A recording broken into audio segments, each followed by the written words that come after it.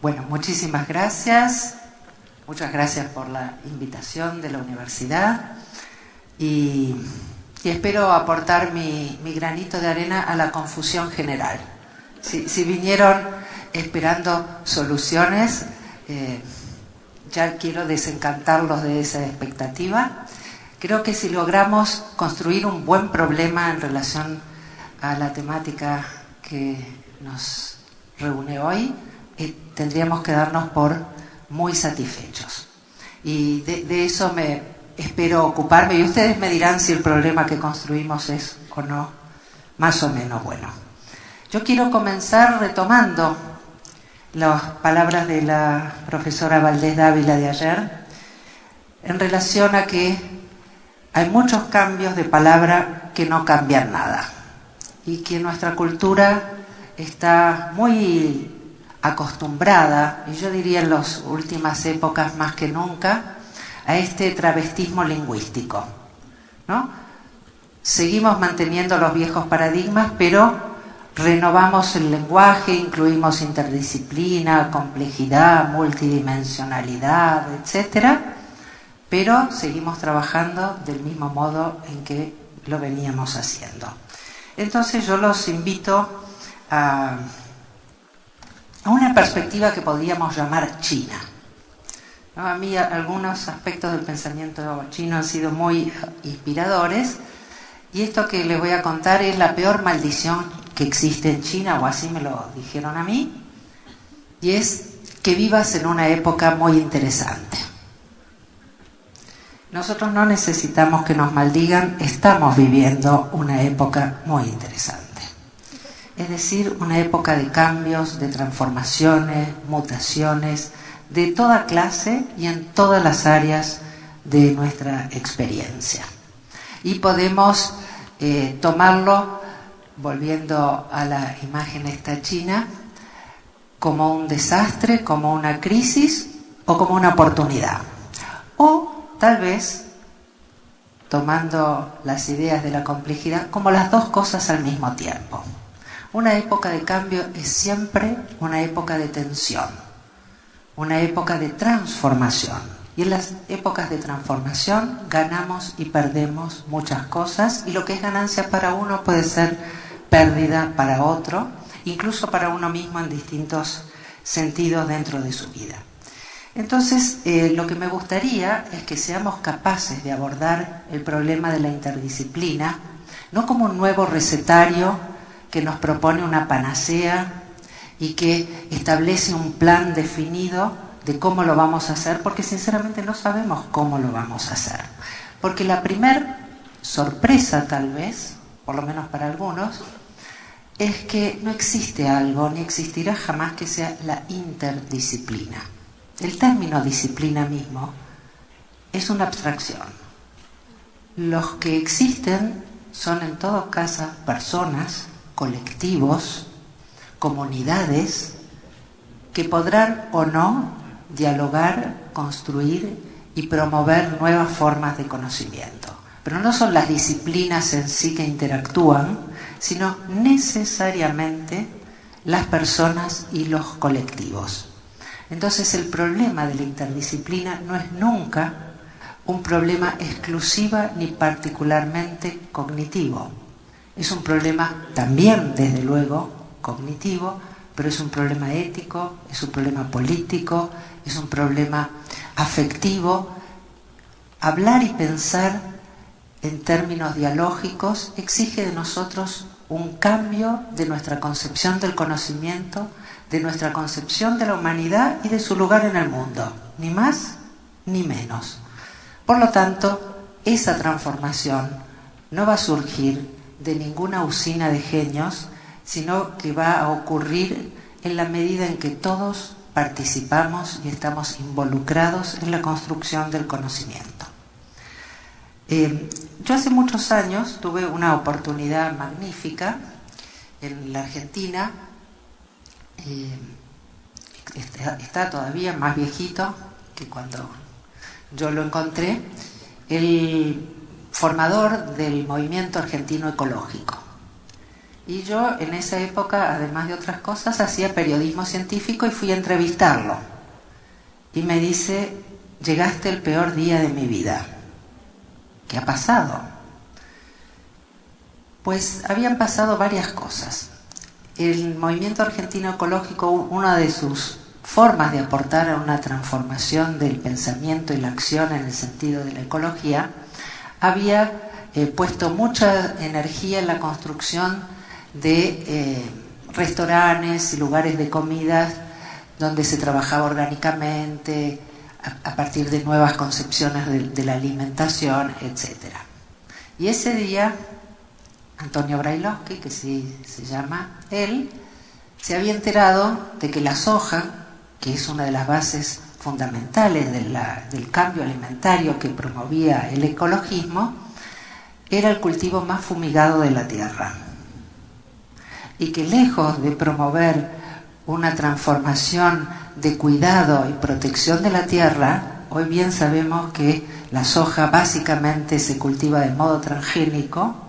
En aquel momento esto era una novedad, y que está arrasando y arruinando buena parte de los modos de cultivo y de la calidad de la tierra en todo el mundo.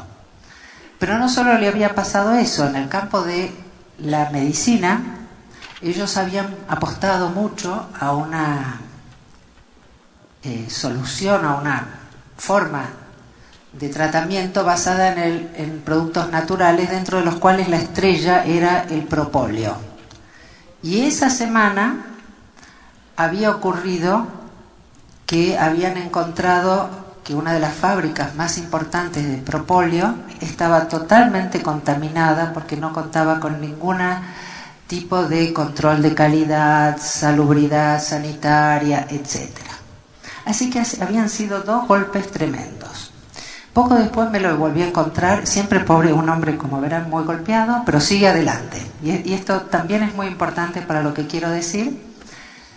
Me dice, lo peor que le puede pasar a la ecología es que la conviertan en una materia escolar.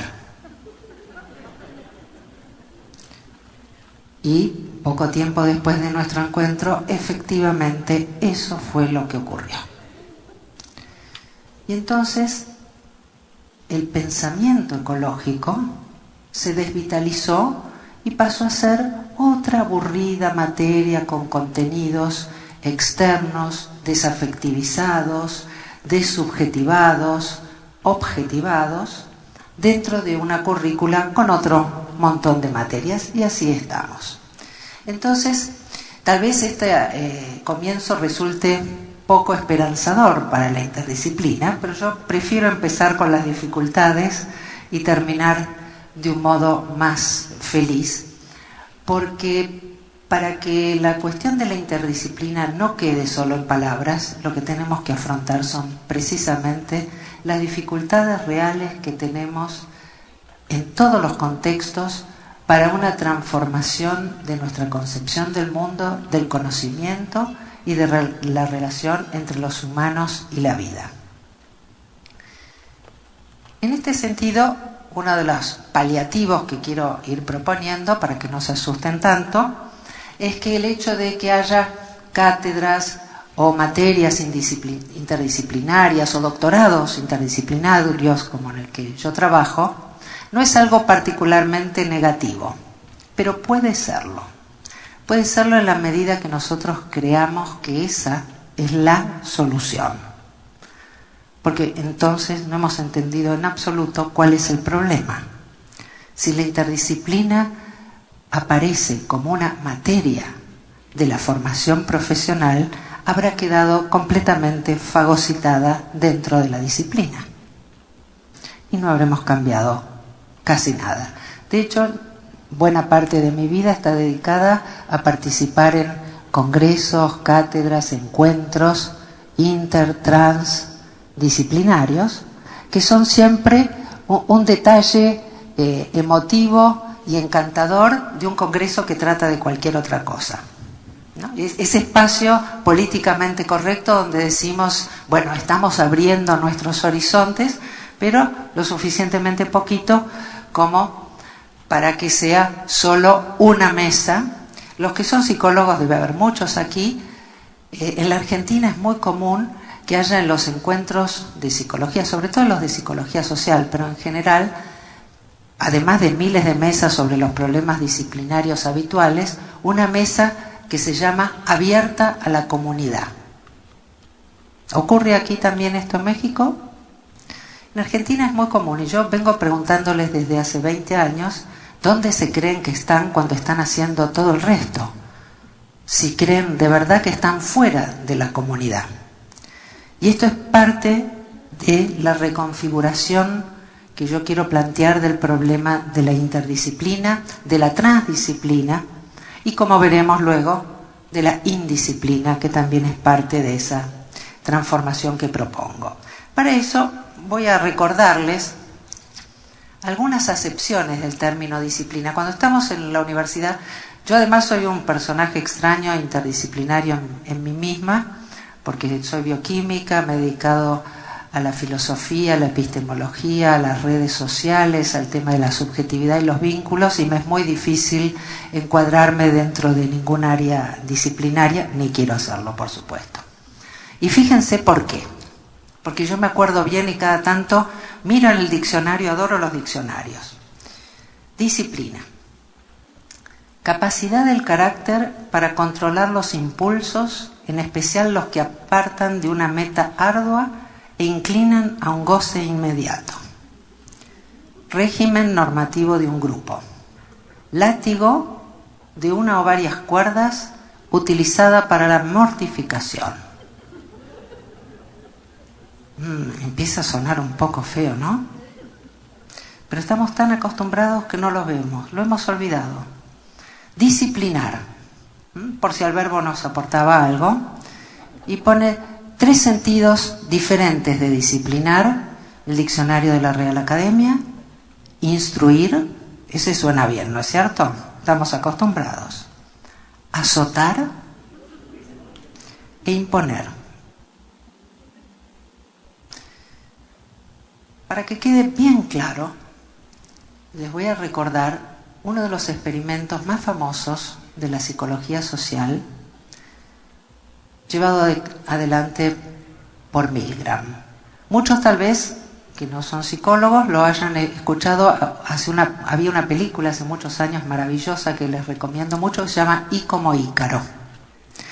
Y dentro de esa película aparecía una versión fílmica del experimento, que de hecho pueden encontrar tanto en mi página web como en internet, en YouTube. Ponen Milgram, experimento de Yale, y van a encontrar todo este material. Y la historia es así. Se realizó en la Universidad de Yale, pidieron voluntarios para un experimento educativo, se hacía un pretendido sorteo donde a 2 voluntarios, a uno le iba a tocar ser el maestro y a otro le toca ser el alumno. El experimento está fraguado para que siempre al voluntario le toque ser el maestro, y en realidad el que va a ser de alumno es un actor. Y le dicen que se trata de un experimento educativo para ver hasta dónde el castigo ayuda al aprendizaje. Y entonces le leen una lista de palabras al alumno, al que va a ser el alumno, palabras que van emparejadas unas con otros. Viento fuerte, zorro moteado, casa grande, etc. Y luego el experimento va a consistir que el maestro le dice una palabra y el alumno tiene que decir con cuál está emparejada. Si se equivoca, le van a ir dando de a 15 volts, porque el alumno va a estar atado a una silla eléctrica y el maestro va a ir aplicando sucesivamente de a 15 volts. Generalmente cuando uno cuenta el experimento, ya lo empieza contando con una cara de horror, que hace que si yo les preguntara a ustedes si se prestarían a hacer ese experimento, la gran mayoría diría: yo jamás le aplicaría electricidad a una persona que no me hizo nada, suponiendo ninguna cosa. Pues el experimento se hizo cientos de veces en muchos países Y en todos los casos, las personas estuvieron perfectamente dispuestas. No hubo una sola que desde el principio dijera, no me presto a este experimento. Y más del 70% llegó a aplicar 450 volts. Por supuesto, como era un actor, esto era fingido, porque si no Milgram hubiera estado preso.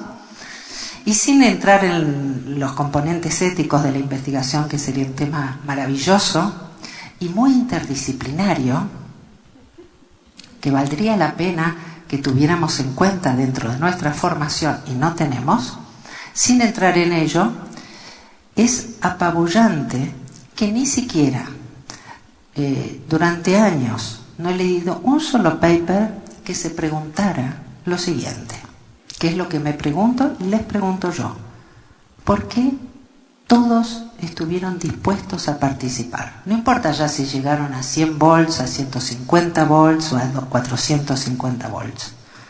¿Por qué era admisible la idea de participar? Para que esto sea todavía peor, les cuento que en YouTube van a encontrar un programa de televisión que se llama El Juego de la Muerte, que es una nueva versión del experimento de Milgram que hizo la televisión francesa. Son 10 pedacitos, está dividido. Les recomiendo ver de a uno para tener tiempo de pensar, porque si uno ve la hora y pica junta, el dolor de estómago es tan grande que uno ya no tiene oportunidad de pensar qué significa que esto haya ocurrido. Y el experimento es prácticamente igual al de Milgram, solo que llevado adelante en televisión, en vivo y en directo.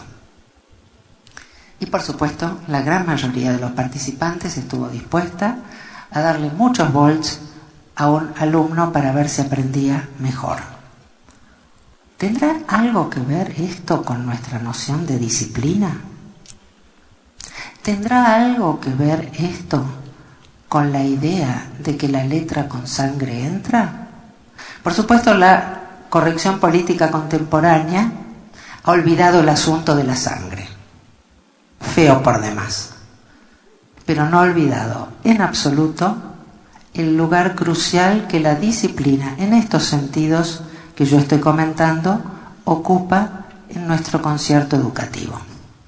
Entonces, pensar en la interdisciplina, pensar en la transdisciplina y pensar en la indisciplina implica cambiar nuestra concepción del conocimiento, del sujeto de conocimiento, de la relación de conocimiento, de los valores que son cruciales en esta producción colectiva y comunitaria de saber.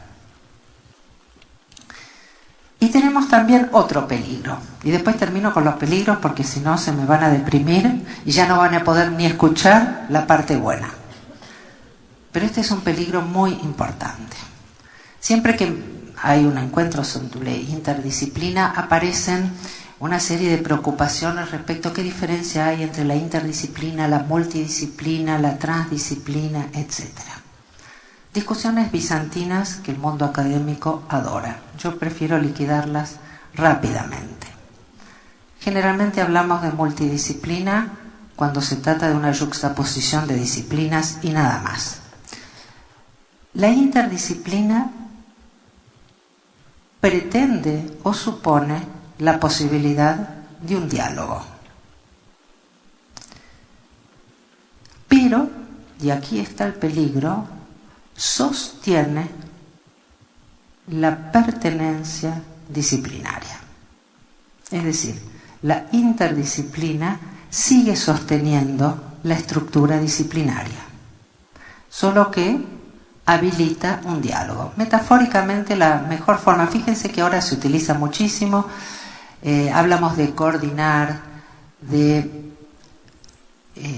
articular. El término articular es muy común en el campo de la interdisciplina y no nos damos cuenta de que un puente, crear puentes, este es otro término muy común, un puente deja las orillas tan separadas como estaban.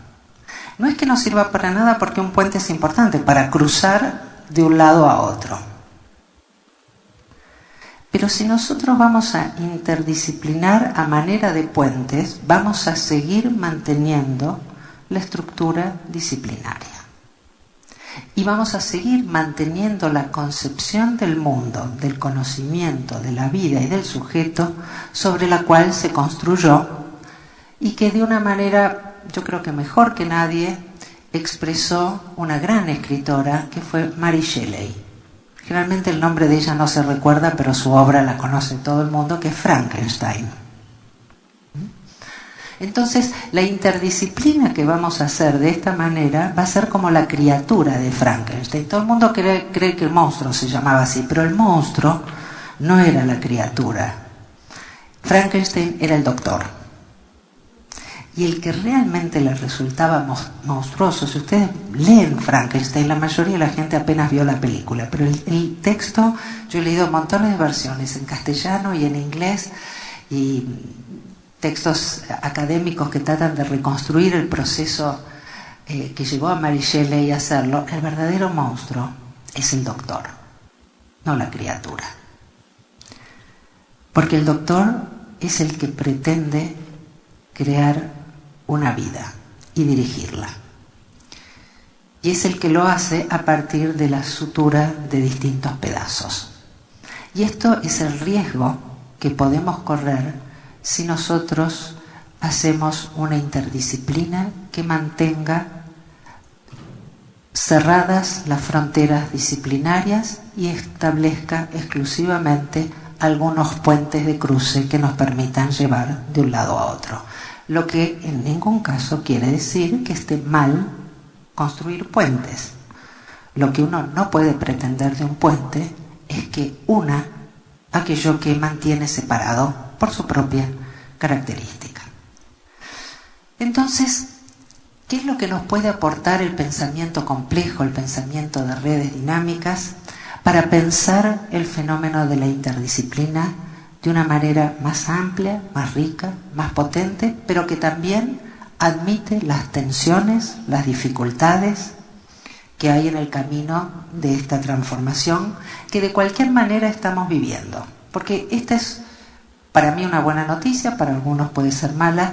No es que tenemos que, o hay que, o debemos trabajar interdisciplinariamente. Es que la característica del mundo en el que estamos viviendo nos va exigiendo día a día esta transformación. Esta transformación está ocurriendo. Podemos participar, podemos meter la cabeza en un agujero como el avestruz, podemos intentar que llegue lo más tarde posible a nuestra pequeña cátedra o lugar donde creemos estar a salvo, pero finalmente esta transformación está ocurriendo porque las fronteras disciplinarias que creó la modernidad y el modelo de pensamiento del mundo que estructuró la división disciplinaria ya no es funcional para el mundo contemporáneo. Entonces, uno de los aspectos interesantes que quiero plantear, recién hablé de la complejidad y voy a hablar de su creador, que es Edgar Morin. Edgar Morin hizo una advertencia muy interesante, hablando de la transdisciplina. Él planteó que aún la modernidad tiene, aún esta división del mundo disciplinaria, tiene tras sí una matriz transdisciplinaria. ¿Qué quiere decir? Quiere decir que la ciencia clásica o moderna, son dos términos que parecen no conjugar bien, pero hoy se utilizan como sinónimos, tenía y tiene, porque todavía muchos trabajan dentro de esos paradigmas, una concepción global, una cosmovisión. Y cuando digo cosmovisión son muy estrictas. La ciencia clásica imaginó un cosmos, y imaginó específicamente un cosmos mecánico. Quienes tengan el gusto de leer desde Descartes a Newton hasta todos los autores que hasta principios del siglo XX trabajaron a full dentro de los modelos de la ciencia clásica, encontrarán este hilo conductor, esta concepción común. Y esta concepción común, quiero aclarar un error muy importante que suelen cometer muchos autores, que es decir que la modernidad ha sido básicamente analítica, lo cual es efectivamente cierto. Pero ha sido analítica en el sentido de descomponer el mundo en unidades elementales, para luego componerlo en sistemas cerrados y mecánicos. La modernidad ha sido profundamente sistémica. Tenemos un sistema político, un sistema eléctrico, un sistema digestivo, un sistema nervioso, un aparato psíquico, horror, ¿no? Fíjense, cuando uno cambia de contexto, algo que los psicólogos dicen sin que se les caiga nada, como el aparato psíquico, cuando yo lo digo en este contexto, empieza a sonar bastante mal. Pero efectivamente, el modelo del pensamiento, del mecanicismo, constituyó un mundo pensado en términos de sistemas mecánicos desacoplados entre sí, de tal manera que a los lingüistas les toca el lenguaje, a los antropólogos les toca el hombre extraño, el de otras culturas, ¿no? Como si ese hombre no tuviera nada que ver con el que le toca a los sociólogos, que desde luego poco tiene que ver con el que le toca a los psicólogos. Yo tuve la suerte, tengo 2 hijas, y no creo que sea un tema de género, aunque algo aporta, y las 2 son peores que yo, ¿no? La vida nos da siempre esas recompensas, y cuando querían elegir carreras empezaban a preguntar. Y un día viene una y me dice: mamá, ¿me puedes explicar por qué antropología, psicología y sociología son carreras separadas? Algo en lo que yo nunca había pensado hasta ese momento. Y efectivamente, la modernidad, al construir una noción de hombre que separa radicalmente la racionalidad de la corporalidad, el afecto del pensamiento, la teoría de la praxis, divorcia al hombre occidental del resto de la humanidad y presupone que este hombre tiene una capacidad, a la que llamamos razón, de imponerse por sobre su naturaleza. Vuelvo a leerles, solo por divertirme, la primera definición de disciplina: capacidad del carácter para controlar los impulsos, en especial los que apartan de una meta ardua o inclinan a un goce inmediato.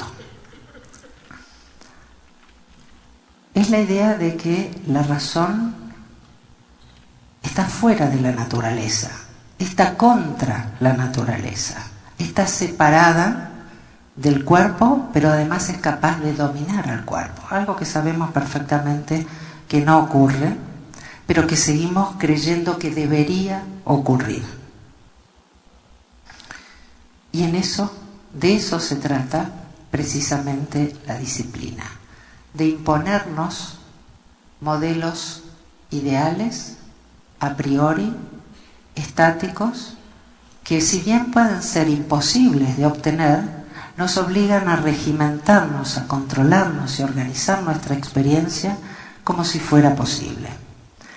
Esos modelos, ese modelo que subtiende a toda la ciencia clásica, piensa el mundo en función de unidades independientes. En el campo de la psicología y de la educación, el término básico es individuo, y piensa que cada individuo es artífice de su destino. Uso las frases hechas de nuestra cultura porque esas son las que nos van embebiendo en este modo de construcción de sentido. La idea de un individuo que es artífice absoluto de su destino, por sí mismo. Y la idea de una comunidad que sería entonces únicamente una sociedad de individuos enlazadas por acuerdos externos. No en vano la modernidad se crea bajo la noción del contrato, el contrato social y no bajo la noción de comunidad, donde lo común está antes y es independiente de esta pretendida división.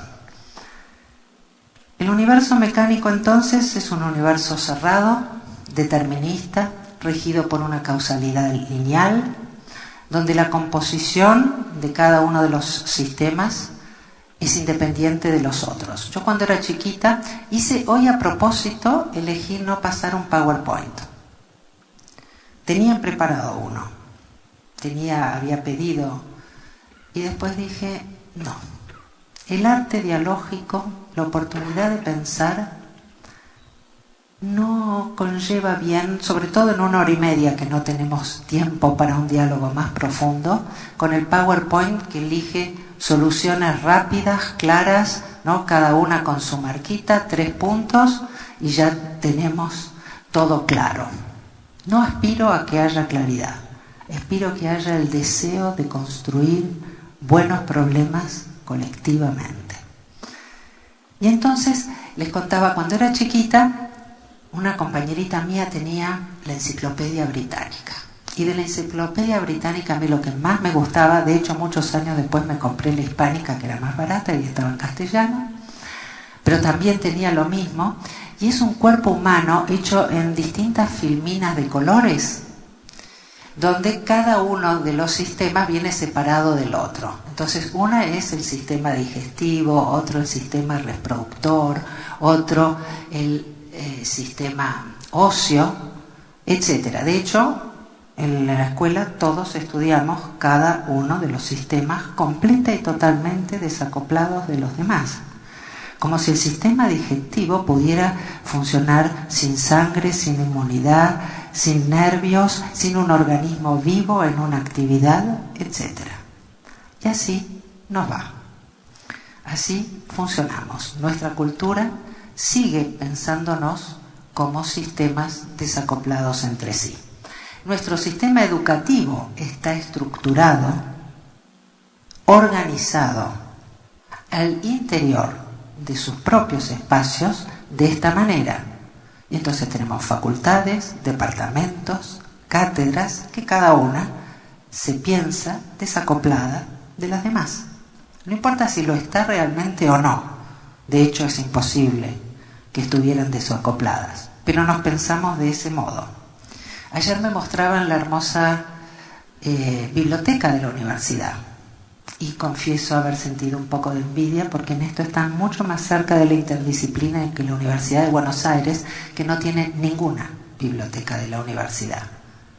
No tiene ningún espacio donde estén todos los materiales de todas las áreas y donde los investigadores nos podamos encontrar y casualmente o no casualmente ver los vasos comunicantes entre nuestras tareas. Cada facultad tiene su propia biblioteca donde los demás no podemos ir a pedir un libro porque hay que ser o profesor o alumno de la casa, pero además cada instituto y cada departamento tiene su propia biblioteca que no quiere prestarle a nadie. Por suerte, para mí, para desgracia para ellos, Internet hoy hace todos estos movimientos no solo superfluos, sino más bien patéticos. Lo que no quiere decir que muchos sigan apostando al egoísmo.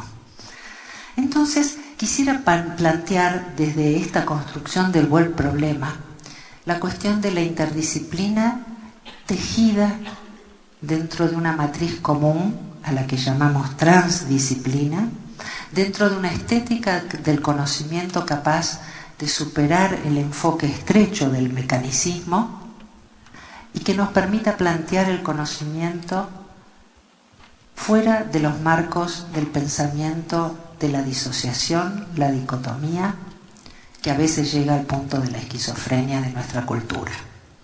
Los elementos claves, además de los paradigmas mecánicos, han sido los de la epistemología positivista, que separa al sujeto del objeto, porque no solo nos separamos en contextos estancos, sino que separamos al sujeto del objeto, disociamos al individuo de la comunidad, escindimos al hombre de la naturaleza y basamos nuestro universo cognitivo en la cosificación y el control. que eso es lo que significa efectivamente disciplina. Entonces, para abordar esta transformación, yo propongo que es necesario pensar simultáneamente 4 áreas que en ningún sentido están separadas una de la otra. Esta distinción es una distinción de niveles de aproximación a un problema que no existen jamás por separado. Uno es la transformación paradigmática. Esta transformación viene ocurriendo desde principios del siglo XX en todas las áreas. En la física, con la irrupción de la cuántica, de los modelos de sistemas complejos, de la teoría de las cuerdas. En todas las áreas venimos viviendo una transformación paradigmática muy importante y sigue ocurriendo. En el campo de la epistemología nos exige pasar de una epistemología normativa que presupone e impone el método que está presuponiendo a un conocimiento del conocimiento que nos permita estudiar, pensar, explorar y trabajar en los modos efectivos en que el conocimiento ocurre y no imponer aquello que se nos ocurre en cada momento que debería ocurrir. El otro aspecto central lo he aprendido de Thomas Kuhn y siempre me sorprende que este aspecto, que es notoriamente importante en la filosofía de Kuhn, mucha gente que lo ha leído lo ha olvidado completamente. Cuando Kuhn define paradigma, no solo define un modo de construcción de sentido específico que cada paradigma tiene, un modo de mirar el mundo, de evaluarlo, de medirlo, de utilizar ciertos lenguajes, de suponer ciertas entidades, sino que dice muy clara y específicamente: un paradigma es lo que tiene una comunidad científica. Una comunidad científica es aquella que tiene un paradigma en común. Los dos aspectos son absoluta y totalmente indisociables. Otro pensador que yo quiero mucho, que se llama Bernard Peirce, decía lo siguiente: México creo que tiene más fuerza que casi en la mayoría de los lugares del mundo donde voy, menos Chile, donde tiene la misma fuerza que aquí. Bernard Peirce decía: es imposible cambiar de paradigma sin atravesar un terremoto. ¿No? Ustedes saben mucho mejor que yo lo que significa atravesar un terremoto. Un cambio de paradigma no es un mero cambio de ideas. De hecho, no existe nada en el mundo que sea un mero cambio de ideas. Cuando cambiamos nuestras ideas, cambia nuestra percepción, cambia nuestra afección, cambia nuestro modo de relación con el mundo.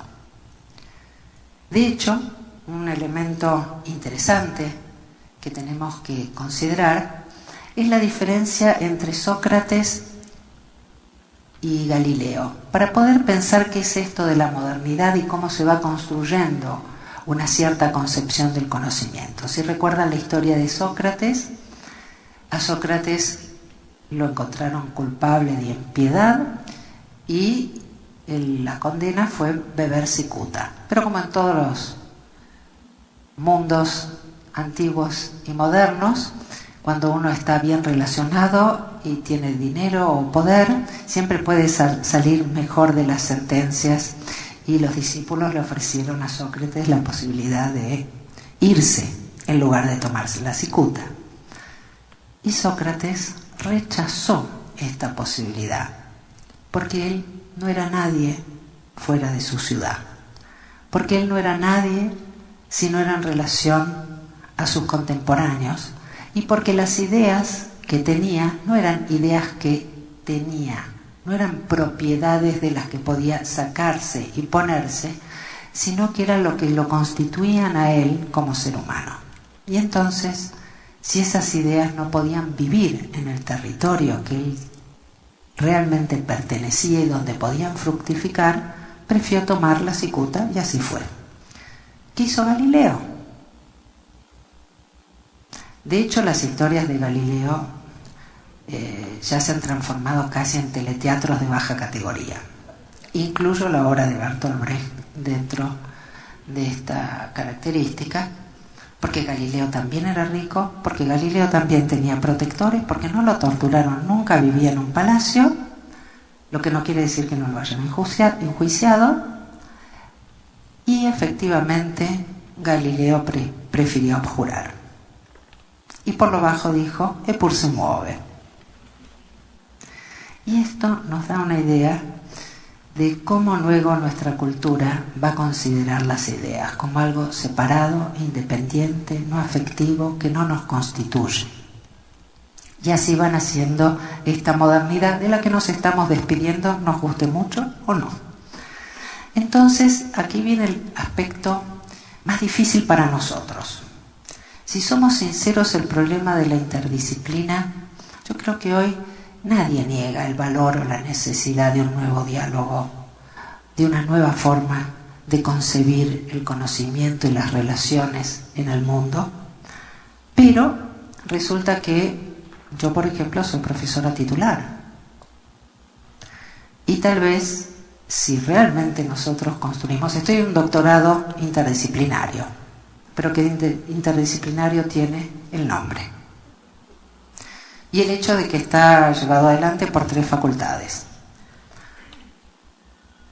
Pero los profesores no nos vimos nunca entre nosotros. Eso sí, los alumnos vienen de muchas carreras distintas, pero tampoco trabajan en equipo ni construyen conocimientos conjuntamente, y cada uno sigue teniendo su cátedra. Porque uno de los aspectos centrales para la transformación del pensamiento y de la acción en un sentido inter y transdisciplinario es que nos exige cambiar la forma de relación en nuestras comunidades. Cambiar la forma de relación implica cambiar las relaciones de poder en la comunidad. Implica cambiar incluso el modo en que concebimos el poder. Y esto ya no es tan sencillo porque, entre otras cosas, además del gusto por el poder y los honores, uno recibe una paga diferencial, tiene ciertas oportunidades o no las tiene, etc. Con lo cual, la construcción de un pensamiento, de una acción y una comunidad inter y transdisciplinaria nos exige de nosotros transformaciones en nuestras relaciones personales, en los modos en que somos evaluados, en los modos en que somos reconocidos económicamente y en los modos en que nuestro honor puede crecer y desarrollarse, o los valores que van a estar privilegiados. No solo eso pasa al interior de la universidad y de todas las instituciones educativas, sino que pasa también en relación entre la universidad y el conjunto de la sociedad.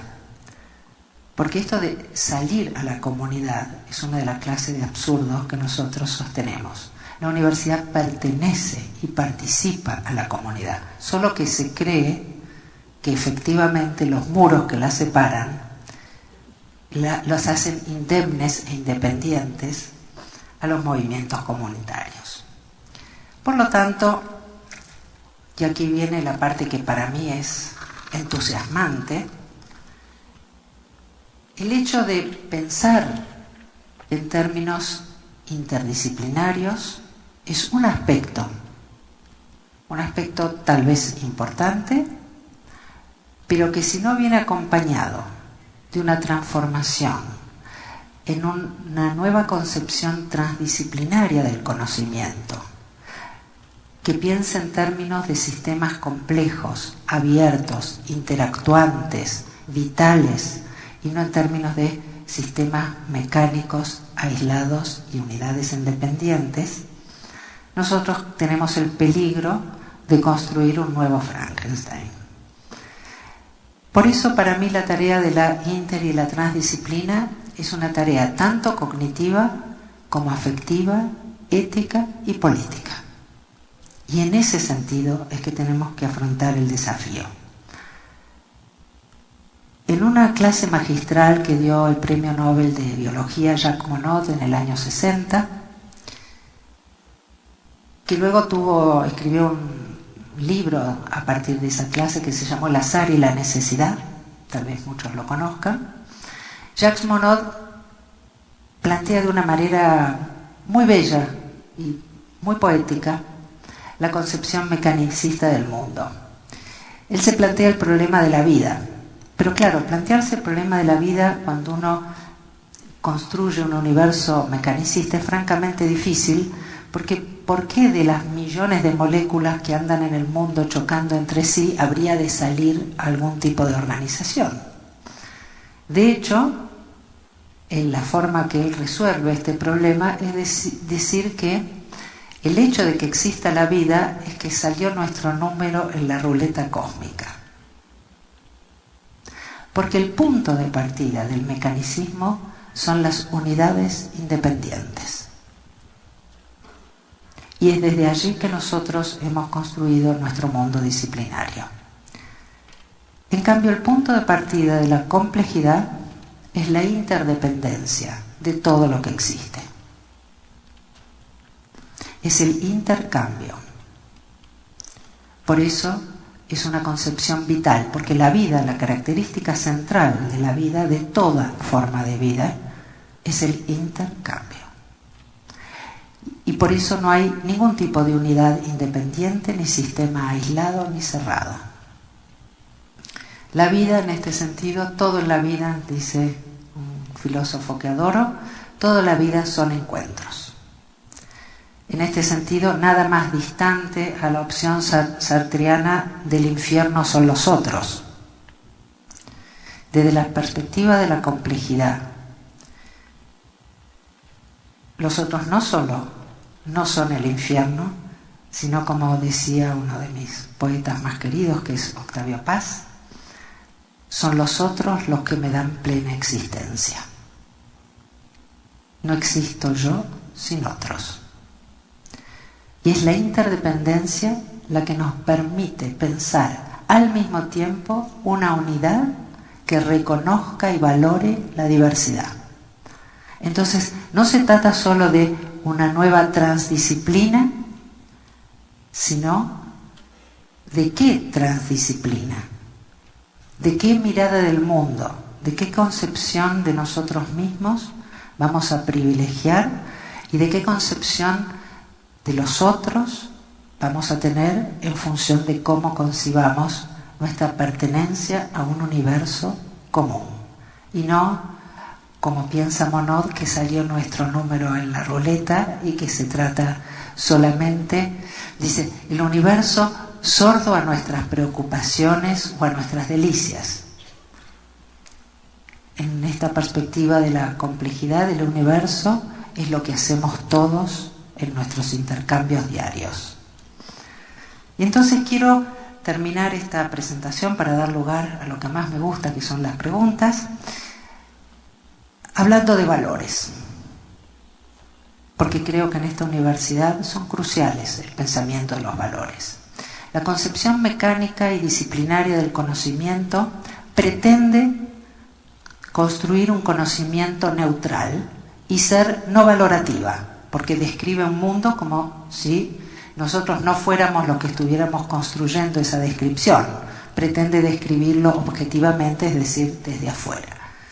Pero en los hechos, la construcción mecanicista tiene en sí misma los valores que defiende. Estos valores son los de la precisión, la exactitud, la eficiencia, la disciplina, la regularidad y el control. ¿Qué valores estarían privilegiados en una perspectiva compleja que haga del pensamiento un encuentro y que conciba la enorme diversidad del universo dentro de una unidad común de producción eternamente cambiante? Los valores son los de la empatía, la sinergia, la eficacia, la exploración, la alegría y un término completamente ausente en el universo del positivismo, que es el amor. Porque solo el amor va a permitir la construcción de una perspectiva dialógica en donde el otro sea un legítimo otro en la convivencia y donde podamos realmente trabajar sabiendo que el diálogo no tiene garantías, sabiendo que el diálogo no puede partir de certezas. Si uno tiene certezas, no dialoga. De hecho, nuestro sistema argumental y los términos que utilizamos para los encuentros de pensamiento, hablamos de debate, que es un término bélico, hablamos de polémica, Polemos era el dios de la guerra, pocos se acuerdan, y hablamos de convencer, que implica vencer. Dialogar implica todo otro modo de construcción de sentido de unos y otros, donde hay legitimidad y pertenencia común, pero también hay tensión y diversidad, simultáneamente. Y es de esta tensión y diversidad, voy a terminar citando a una querida alumna. Yo he tratado, hasta donde he podido, de hacerlo en situación de examen, un espacio de conocimiento, no solo para el alumno, sino también para mí. Y esta alumna me regaló esta frase con la que quiero ir terminando, porque voy a terminar con una de Saramago. Me dijo: nos unimos por lo que tenemos en común, aprendemos por lo que tenemos de diferente. Por supuesto le puse un 10, pero el 10 era lo de menos. Lo importante es que era que las dos habíamos aprendido algo. Y voy a terminar con una cita de Saramago, que también acabo de recibir ayer, un trabajo de una alumna en una especialización de trabajo social, y empezó su trabajo con esta cita de Saramago, y para mí no solo también la aprobé con 10, sino que le agradecí su regalo, que era la reflexión sobre esta maravillosa cita que lamentablemente no puedo compartir ahora. Dice: yo empecé citando esta idea de que no hagamos de la interdisciplina un nuevo eslogan, que hagamos de la interdisciplina un arte dialógico. Y fíjense lo que dice Saramago de los slogans. Dice: autoritarias, paralizantes, circulares, a veces elípticas. Las frases de efecto, también jocosamente llamadas pepitas de oro, son una plaga maligna de las peores que pueden asolar al mundo. Decimos a los confusos: conócete a ti mismo, como si conocerse a sí mismo no fuera la más dificultosa operación de las aritméticas humanas. Decimos a los abúlicos: querer es poder, como si las realidades atroces del mundo no se divirtiesen invirtiendo todos los días la posición relativa de los verbos. Decimos a los indecisos: empezar por el principio, como si el principio fuese la punta visible de un hilo mal enrollado del que basta tirar y seguir tirando para llegar a la otra punta, la que al final, y como entre la primera y la segunda hubiésemos tenido en la mano un hilo liso y continuo, que no ha sido preciso deshacer nudos ni desentrañar marañas, cosa imposible en la vida de los ovillos. Y, si otra frase de efecto es permitida, en los ovillos de la vida. Trabajar en el arte dialógico, construir una perspectiva del universo diverso, entramada, vital, afectiva y cognitivamente significativa, nos obliga a jugar con la maraña de la vida. No sabemos cuál es el comienzo y no tenemos la menor idea de cuál será el final. Pero sabemos que la apuesta vale la pena porque los valores de la sinergia, el encuentro, la colaboración, el trabajo conjunto, la legitimidad de unos y otros en el encuentro no son una meta a alcanzar, sino precisamente esa ética estética que constituye el punto de partida para construir otros sentidos. Muchas gracias.